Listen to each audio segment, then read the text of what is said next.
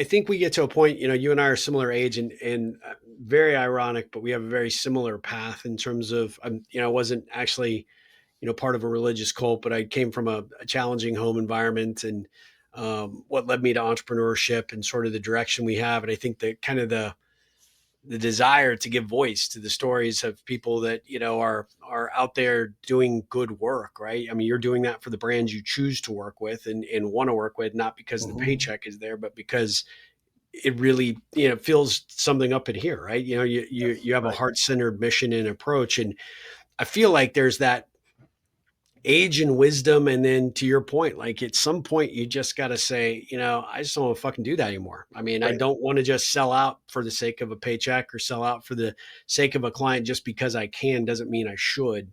Hmm. And that's true for a lot of things in my life, right? Whether it be the approach that I look at, how to be a good steward of the work I do, or just be a good citizen, show up and be an advocate for the people that maybe won't speak up or won't say what they need to say, or don't have the courage necessarily to do it, or just be that person in the room that says, yeah, but hold on, like we need to think about this a little bit differently, or we need to approach this from maybe a little bit different perspective, and not the same direction all the rest of the ducks are flowing, right? And I Yeah. think that there's a lot of freedom in doing that and being able to be in that position, and it's empowering when you can do it and you can see the results of it. But at the end of the day, I think you get to that point where you're like, okay, everything I was doing prior was, just not quite in alignment. And then when you feel like you're starting to click, the flywheel catches and things just start to happen. All of a sudden, the people that are supposed to show up in your life show up. I think that's Yeah. part of why Ann thought you and I should connect, and we needed to become friends. And you start being far more open than just the little myopic view you've kind of like, Yeah. built your world around. Right. And it's also more like, it's like I don't like the word ally. You don't like that phrase. It's like a cheerleader. Like you go, you Yeah. oppressed people. Yeah.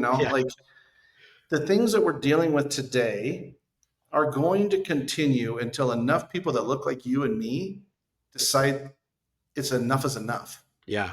Because the Yeah. institutions that we supported and generally put in place, the whether it's the corporate big companies or the Supreme Court, who decided yesterday, went back to like the Dred Scott era almost of the Supreme Court, and said it was okay to profile people racially or because of their accent, which is Yeah. so gross. Like Yeah. it's so ugly and gross. And so you do see some level of this with like the number of companies that basically continued their diversity, equity, and inclusion programs despite Trump's, donkey braying about it, and including several companies, including Marriott, that lost significant amounts of revenue because Yep. the federal government canceled their contract with them because they wouldn't eliminate their diversity, equity, inclusion program. And by the way, side note, I say it entirely. I don't say DEI because a friend of mine, a guest on our podcast that Virginia and I have, Janet Stovall, she said it's very important, especially if you're white, to say all three words because basically, if somebody's against it, it's easy to say I'm against DEI. It's a Yeah. little bit more uncomfortable, hopefully, to say you're against diversity, equity, and inclusion. Yeah. And I get this a lot on LinkedIn and stuff. They're like, well, you shouldn't talk about politics, or why do you keep bringing race or gender into it? And it's like, that's reality, man. Yeah. This is It's the like that. world we're living This in. is the Yeah. world we're living in, and it's fascism or any form of it that you want to call it, authoritarianism, whatever. It only continues when people with privilege just don't do anything.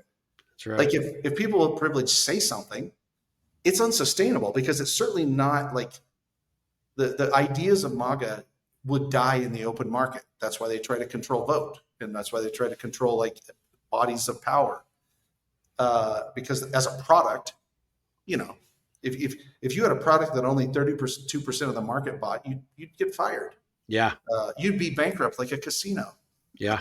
Yeah. So yeah, The thing I really love about the work that you do as a, and I want to talk very, quickly about, the company that you're working with, massive change, but I loved your approach about helping soul-led entrepreneurs build sacred brands. Yeah. It really harkens back to, sort of the days of Seth Godin, when he was talking Mhm. about the sacred cows and living true to your principles and Mhm. understanding, that there was a certain responsibility you have as a brand, as a leadership Mhm. team, as an executive CEO, that isn't about putting all the money back in your paycheck. It's about creating good with what you do. And not every business operation or opportunity is going to be like that. I'm, certainly not Pollyanna, but at the end of the day, when you actually have a soul attached to whatever it is, you could be trying to write a book, you could be getting a Mhm. podcast out there, you could be trying to get a screenplay, you know, adapted for a movie. When people can identify with that it factor, that real unique application that, they can, you don't, it's kind of like pornography, right? You know it when you see it.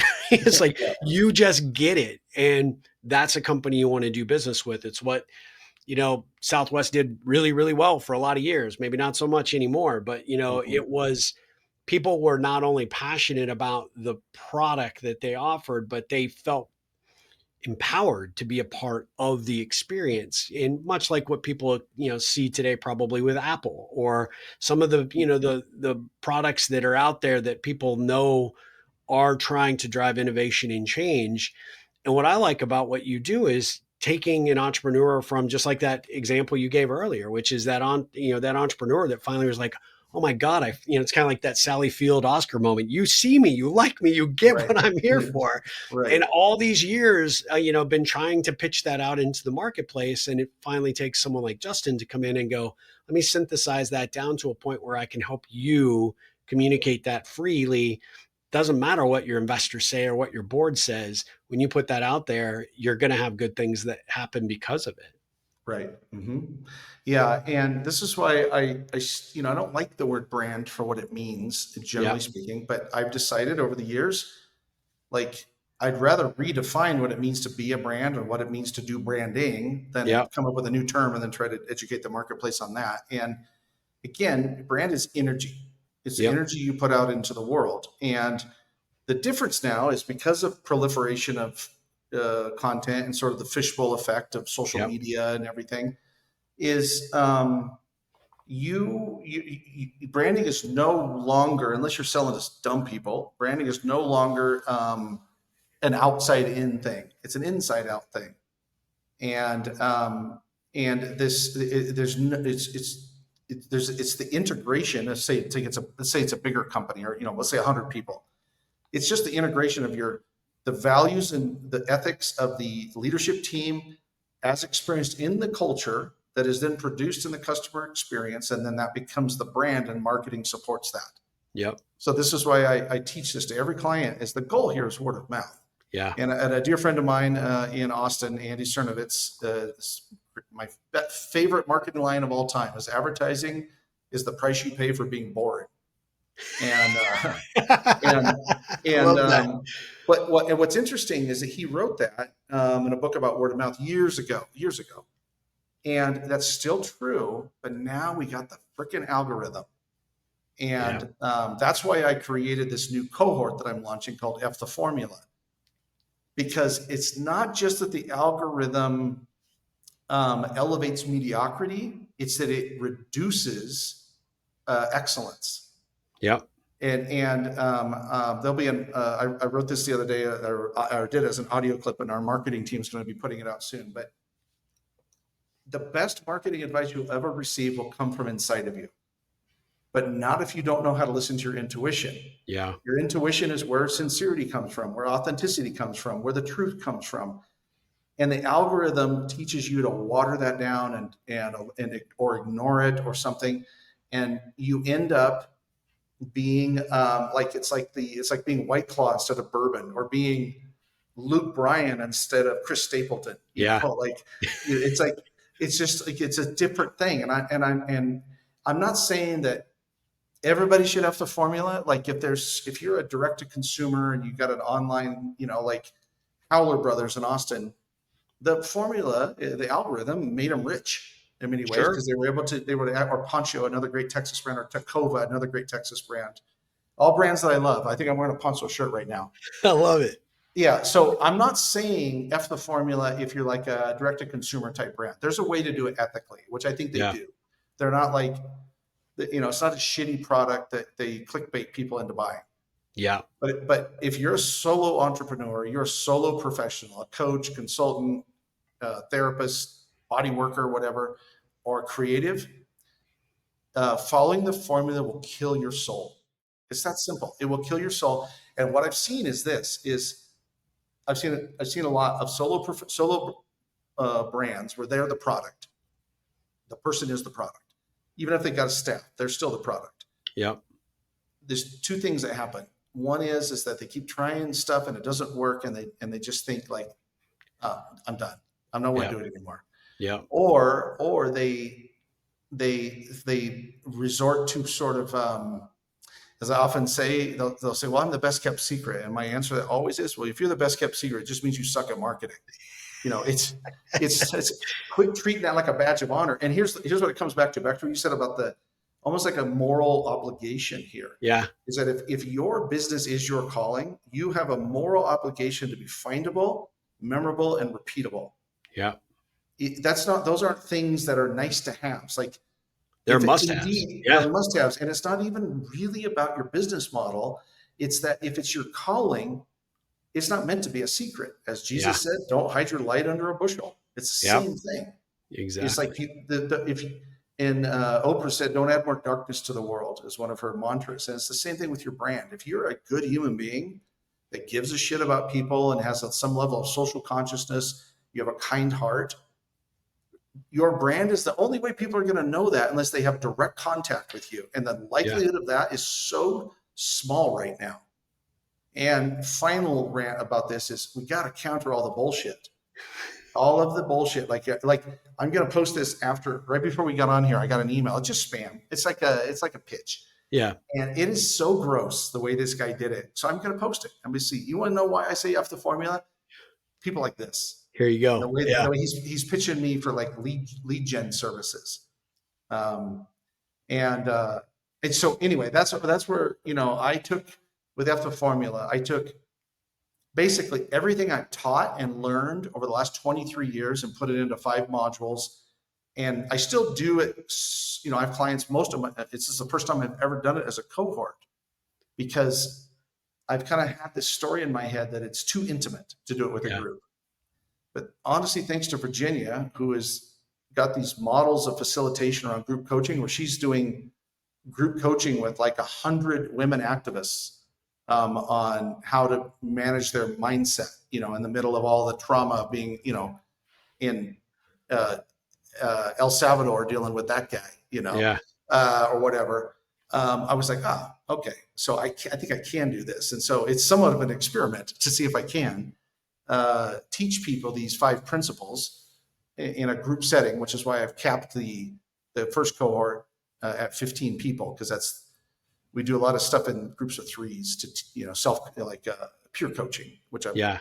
I learned from Virginia. So anyway, it's an experiment. It's kind of like a thing I feel like I need to put out there, and it's not for everybody. That's why I've been making very specifically that if you're the product, it's for you. If you're the head of marketing for a bank or something, it's probably not. Not that I would work with you, but it's just a different experience when you're the product. Well, and it's, I think one of the things that you said, and we're going to take this portion and we're going to carve this out just so we'll have, we'll edit this piece and promote this through the pond, because I think all of our solopreneurs that are really, really committed to not doing it like everybody else, they don't want a marketing book. They don't want to follow, the formula that everybody says, because they've been trying and it doesn't work, right? There's definitely a commitment to do it different. And when I think about what you're saying in terms of how you put that individual entrepreneur or that brand through sort of that lens, it really is striking to me, because it really kind of falls in line with kind of why I think people suck at connecting or building their network the right way, because everybody puts on these airs because they're trying to do it the way they think that they need to do it in order to be accepted. Mm-hmm. When you are out doing things from a heart-centered approach, and you are truly, truly committed to your mission, what that is, that passion, it doesn't even matter, what everybody else says. You're not trying to, meet the algorithm. You're not trying to hit the vanity metrics. You're actually out trying to shake some shit up and make it happen. Mhm. And people can see it and they can feel it. And that's what brings them to that brand, because they know the chief, as I tell a lot of my coaching clients that are entrepreneurs, like, you absolutely are the number one salesperson. You're the number one cheerleader. You are the face of the business. And if that's not what you want to be, you will pick the wrong industry to be in. Right. Not to say, hey, maybe, hand that off, right? You built a great Yeah. model, you do it. But if you can't be that person for the organization and you can't stand up in front of your team and say, this is why we're here, this is why we do it, and you can't put heart first, you're going to generally not get the same level of success that you should if you put that forward. And it's just very much like the acceptance piece, right? When you show up as an authentic individual, whether you're building a business, showing up at that networking event, or just venturing out into your new neighborhood in Mexico, and people Mhm. see you for who you are because you're not trying to put on something that you're not, people gravitate to that. And Yeah. when I think about it as it relates to the ripple, it's like casting that stone. You do it correctly, you do it with good intention, those ripples will come back to you in ways that you can't possibly imagine. Right. And the key to it is like, you got to have some clarity about who you are. You need to know who you are. This is why, And when that's I an think, important piece, right? I don't want to yeah, gloss over that, because at the end of the day, a lot of business owners, they've yeah, never even stopped to contemplate that, and they right. need to. They need to, because it's the way the mind works, the ego works, is it will Yep. produce a hologram. And the hologram probably will do okay with a formula because it's not really you. Yeah. And it just won't be able to sleep at night. It'll feel weird. It'll feel icky, Yeah. and so there's the clarity though. It's like there's moral clarity and identity clarity. And then there's like consistency. Marketing and branding is like an Olympic pool. There's no kiddie pool in. You get Yeah. in and you do it. Yeah. And Or you keeping in drown. mind that, or you drown, yeah, or yeah. And so the other part of that too is like, it's how you market also affects your brand, not necessarily what you market. So if you're carpet bombing people's inboxes, or you're using the classic cheesy, creepy, or boring, those are generally the Yep. three ways that people mess it up. That in that case, you'd be better off not doing any marketing, because it hurts your brand the way that you're doing it. The other part of that too is, if you don't have clarity about who you are, you don't really know what to say. And so what will happen is you hire somebody to do your marketing for you, they'll tell you what your voice is.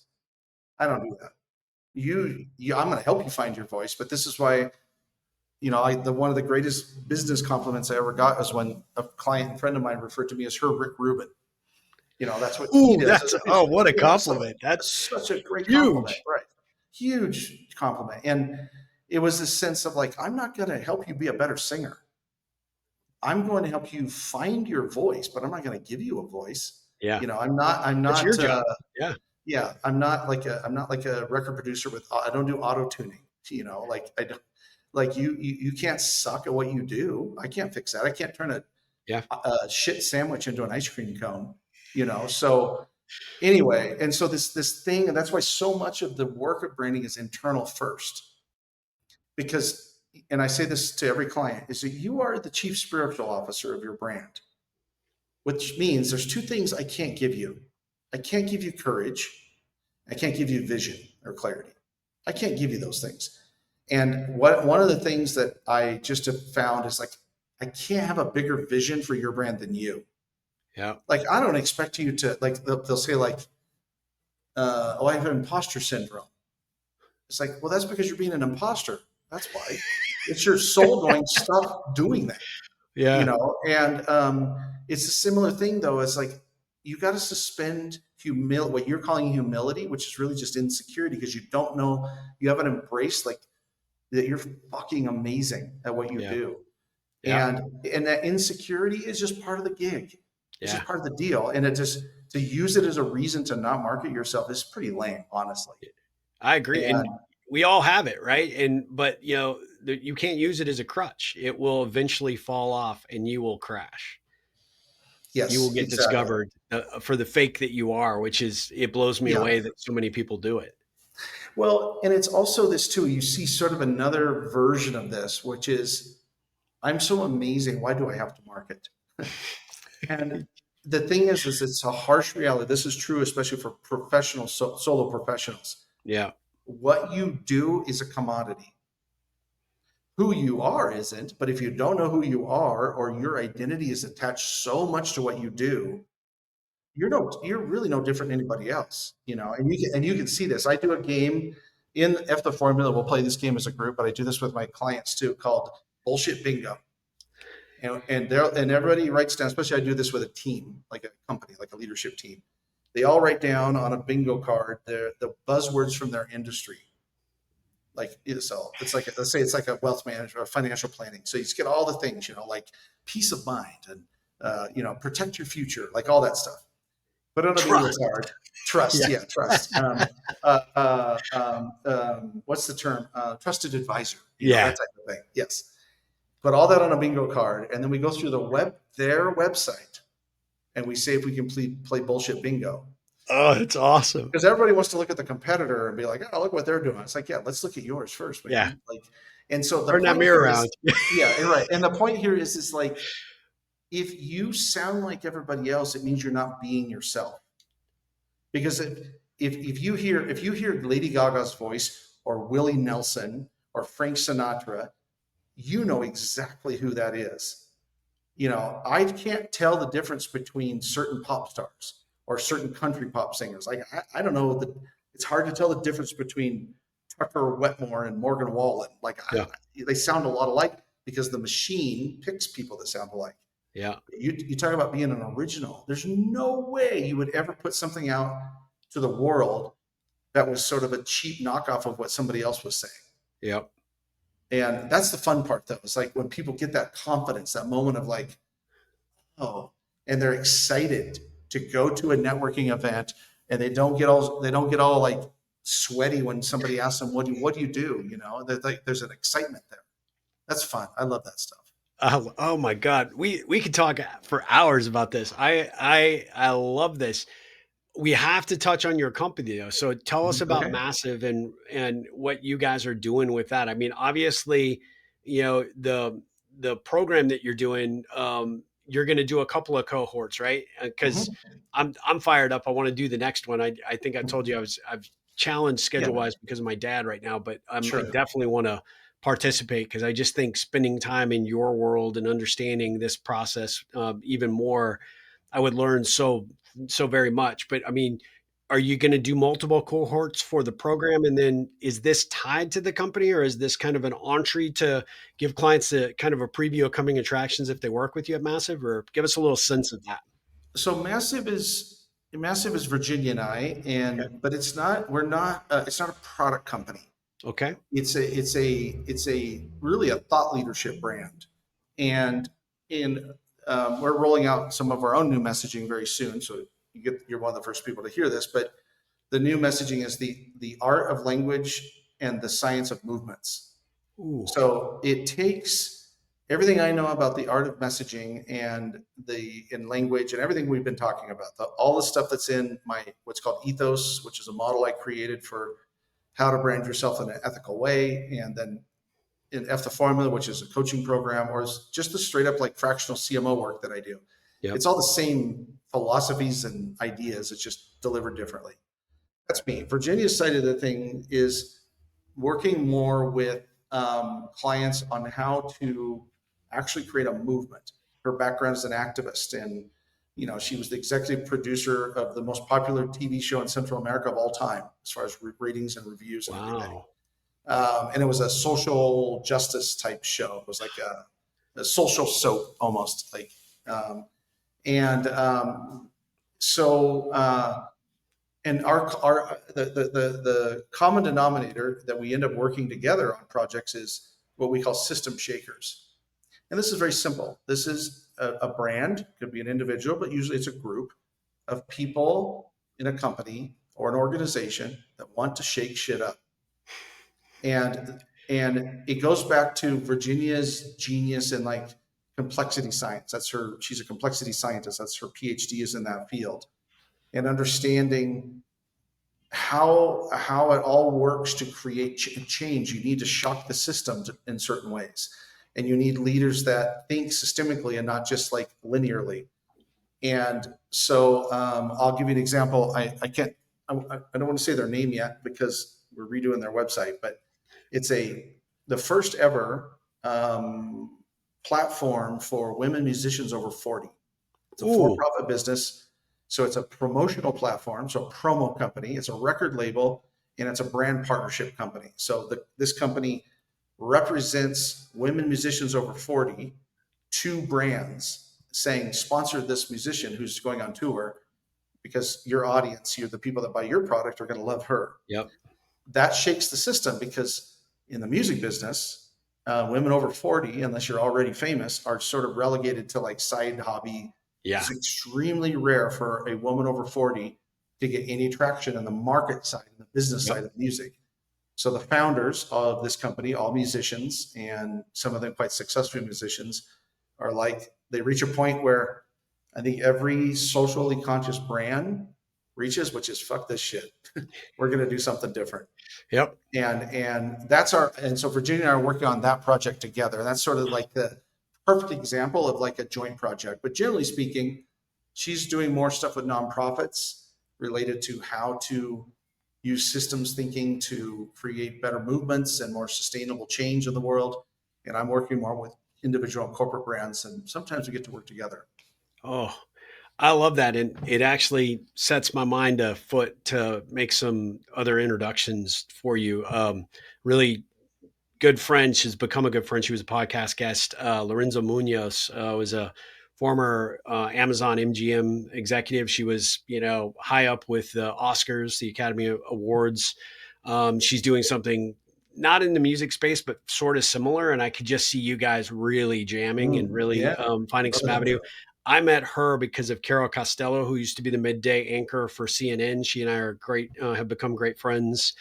She was on the podcast, gosh, probably coming up on 2 years ago. But she and Lorenza are really good friends and have done some projects together. But yeah, my head's spinning with ways to maybe connect you and just tie Mhm. into some of the stuff you're doing, so that there's going to be some real ripples coming out of this thing. I'm Yeah. going to tell you right now. But Well, and uh, I want to praise you on something, Steve, just so because we're recording. Is when Ann first told me about you, I'm like, oh, this is a cool guy. I looked into it, and you've got this ripple, central ripple. Use this metaphor, but what I love, and this has been consistently true since we connected, is you don't abuse the metaphor.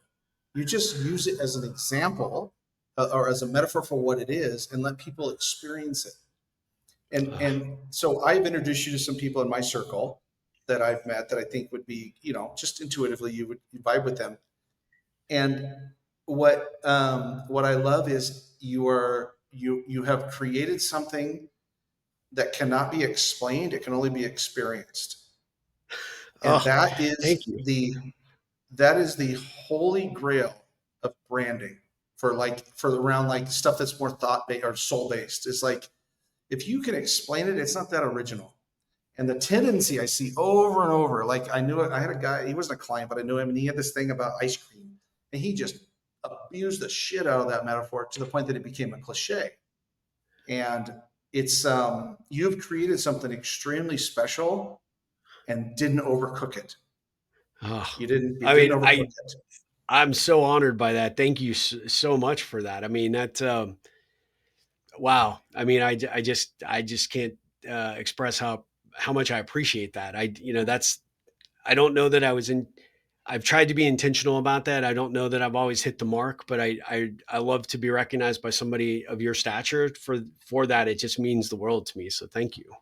Yeah, And I well and I feel done. the same about you. I mean, you can see your eyes lit up, what you're doing, how you're doing it. I mean, as I said, I want to support great people doing great work out there, and I'm so grateful that Ann connected us. And for those of you that may not remember, but Ann Fry was on my show maybe about 2 years ago.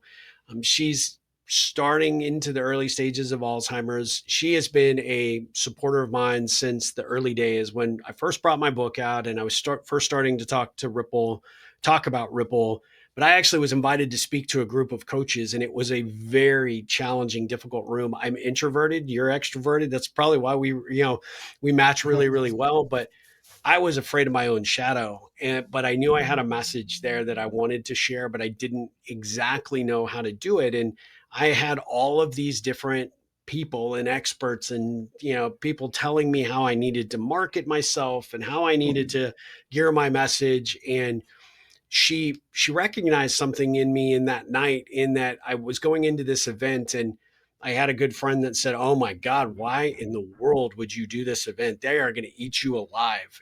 You're introverted. They're very type A-ish. They're very predatory in a lot of ways, And I walked in and I basically just spoke from the heart, and I said, Mhm. this may not be as polished as you're accustomed to. I may not necessarily have the pedigree or the levels of degree that many of you do, but I bet you I know one thing that most of you are struggling with is you struggle to really be able to connect with the world in an authentic way. And most Mhm. people lead by their pedigree or their resume or how great my LinkedIn is or who I'm connected to. And I don't care about any of that. What I want to do is I want to figure out what's inside of here so that you can help figure out how to get it out there and be more authentic in your approach to not only attracting more clients and opportunities, but really connecting with those clients at a level that not only keeps them coming back, but makes them friends for life. She came up to me. She was direct. She's a very serious individual, Right. and she's 5 foot nothing, and she is a powerhouse from the moment you see her. And she said, "I just want to tell you something. You spoke to me, and that doesn't happen very often." she, Mhm. she said, "You came in here, and this could be a very intimidating room, and you brought the power because you didn't put on airs." And she said, I want to know more." And we became friends from that point forward. She moved to New Mhm. York, came back, and just Oh, amazing, amazing lady. So I've yeah. got to give her true props for helping us Yeah. connect and make this happen for sure. Yeah. She's That's going to good. be over the moon to know that we did this and can't wait to Yes. listen to it. And we'll Yes. probably listen to it on repeat. But it's so great. Yeah. Justin, I could talk to you for hours, and someday we're going to have to do that anyway. But Right. I really want to be respectful of your time, and I always try to wrap these interviews up with a few Ripple connection questions if you'd be game for it. Yeah, absolutely. Are you okay on time? I got 10 more minutes. Okay, let's go. We'll go fast. What did the 7-year-old Justin want to be when he grew up if it wasn't a cowboy? I wanted to be a aeronautical engineer, but I wanted to own the company. Ooh, So when I was 7, I created a logo, FAC, Aircraft Corporation, and a logo, that's and that's awesome. that's that's what I wanted. That's what I wanted to be. If you weren't doing what you're doing right now, what would you be doing? I would probably be a therapist, You'd be damn good at it. and run for office back in the United States. Yeah. Um, what would you tell anybody who was just curious about picking up their life and moving to, parts unknown like you did in Mexico? What advice would you give them? Well, I don't give advice, so Okay. uh, I would remind them that is to just examine your intention, like why you're there, and stay curious and stay humble, and never stop being curious and humble. I think that's probably true if you stayed right where you're at, but especially if you're an American, especially if you're white, just be curious and be humble. I love that. I love that. You called yourself a country music purist. Who Hmm. is who is it for you in country music that really, it's like if you had to listen to that one artist for the rest of your life and that was all you could listen to, who would it be? Well, that evolves or changes, at times. But right now, I would say Parker McCollum Ooh, that's a from good one. Conroe, Texas. He's part of the movement, kind of this new wave of Texas artists that it was kind of started with Cody Johnson Yeah. and now Parker and Randy Rogers is in that bucket, and Wade Yep. Bowen, Co Wetzel's in there, Oh and yeah. they're part of this like generation of country artists that they did make it big time. He's signed to a major label, but it's different. Is that he negotiated like Waylon did back in the day and Willie Nelson did back in the day, that basically the record label only has distribution rights. They don't own the music.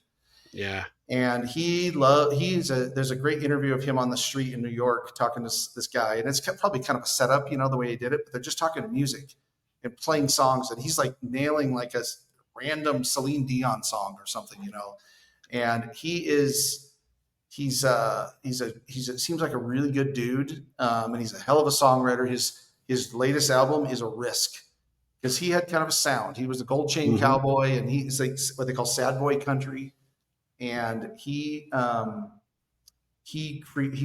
an album of like challenging songwriting. He covered some stuff. He covered an old Charlie Rich song called "Good Time Charlie's Got the Blues." Yep. Yep. And he's a kid. He's like 32 years old or something. Yep. And Sierra Farrell will be another one. Ooh, not familiar with her. She's an outlaw woman country singer, and she's just kind of got this kind of like Margot Price a little bit, Yeah. Okay. a little just this kind of fu to the world and does her thing. And I'll throw in one more, Charlie Crockett, another Texas singer from the yeah. Valley. So I love that. Those are all great ones. Fantastic. The book that changed your life. not one book probably, but I'll go with my intuition on one that was like a forever moment. Is a rather obscure book called Writing Down Your Soul. And Right. it's basically a book about how to use journaling to listen to your soul. And I use something from that every day in the way that I just sort of, like I said, the greatest advisory is already inside of you. It's your own intuition. I love that. And you are a poet. How'd you get into poetry?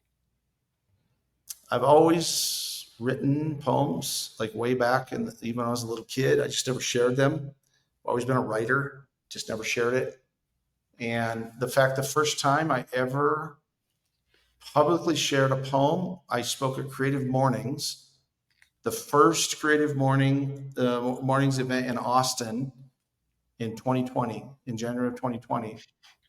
And I wrote a poem that I wrote, and I talked about the journey of what it meant to be a poet from, the culture that I came out of, which it used to be, the West was a great source of poetry. And then it got, rural toxicity kicked in or something. Yeah. And you don't see Yeah. that. You get Kid Rock now.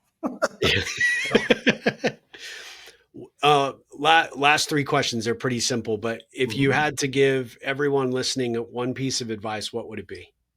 If you believe in some higher power or some source, just try to imagine how they see you, how this being sees you, or this source for like 10 seconds. Just suspend all the shit around insecurity just for a little bit. Yeah, that would be it. That's a good one. When you hear the words, the ripple effect, what does that conjure up for you when you hear those words? Like legacy, but legacy done through authentic actions. That's a good answer. What's one ripple that I could look to create for you? Introduce me to more Steve Harpers.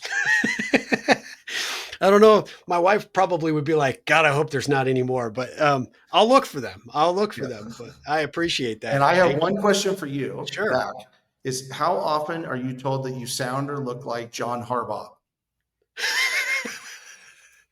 Never. I used to be. Really? I used to look like Ricky Schroeder, but I don't know. Yeah, I'm maybe. not sure that's a good thing these days. I don't know. Yeah, no, he's Rick Schroeder or something. He Rick was Schroeder, amazing in Lonesome Dove, by the way. So, yeah. I mean, yeah. I was watching you. I'm watching you. I was like, man, this is like talking to John Harbaugh. Oh my God. Yeah, I have better pants. I'll just say that. Right? Yeah, that's Jim Harbaugh. Jim Harbaugh is the one that. Oh yeah. You're right. Yeah. Well, yeah. John's still kind of like a straight lace kind of guy. Right. Yeah, you got a bigger sense of humor. That's hilarious. I appreciate that. So last thing I lied. There was one question. What's the best way for people to follow you? I know you got Substack. I know you've got change.co. Massivechange.co. Yeah. Massivechange.co. How and you got social, so what's the best way for people to get in touch? If you go you can jump off from every place to go to fosterthinking.com. That will take you to Substack, but everything from there will take you to wherever else you want to go. I'm very findable. It's easy to book a call with me too. I make it accessible. If you go to my LinkedIn, you can book a call with me.